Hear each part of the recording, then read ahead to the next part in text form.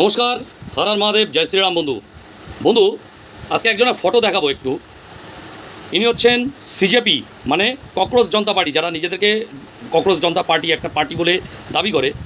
এই সিজেপির একজন কর্ণধার এই মহিলাটা কিছুদিন আগে একটা পোস্ট করেছিল যে আমার বাবা হচ্ছে একজন আর্মির কর্মরত। আমার বাবা আমার সঙ্গে কথা বলে না, কারণ আমার বাবার মনে হয় যেহেতু আমি বামপন্থী রাজনীতি করি, তার জন্য আমার বাবার মনে হয় যে আমি দেশদ্রোহী, তাই আমার বাবা কথা বলে না। এর নাম হচ্ছে নেহা বোরা।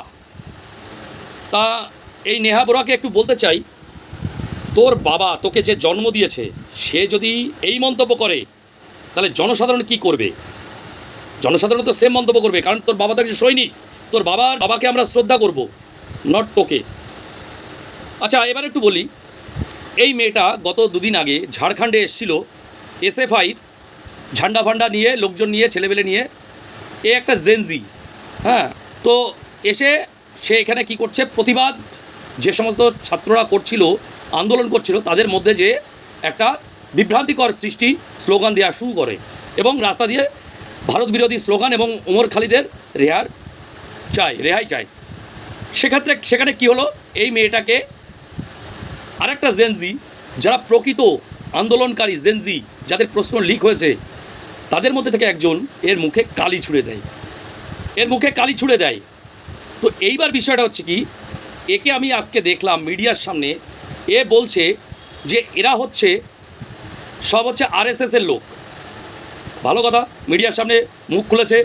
এ বলছে এরা হচ্ছে সব আরএসএসের লোক, এরা জয় শ্রীরাম ধ্বনি দিয়ে আমার মুখে কালি দিয়েছে।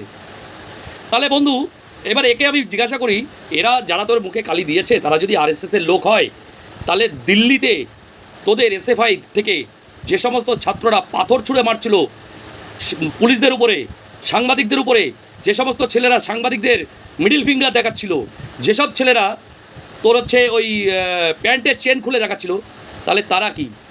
তোর বাবা তো তোকে দেশদ্রোহী বলেছে, নিশ্চয়ই আমরাও তাদেরকে দেশদ্রোহী বলবো। বোঝাতে পারলাম? তোর বাবা তোকে দেশদ্রোহী বলেছে, আমরাও তোকে দেশদ্রোহী, তাদেরকে এবং তোকেও দেশদ্রোহী বলছি।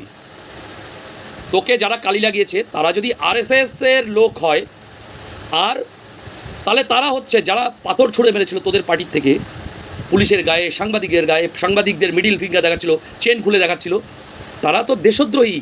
আর তোর বাবা তোর সার্টিফিকেটটা দিয়ে দিয়েছে। ধন্যবাদ।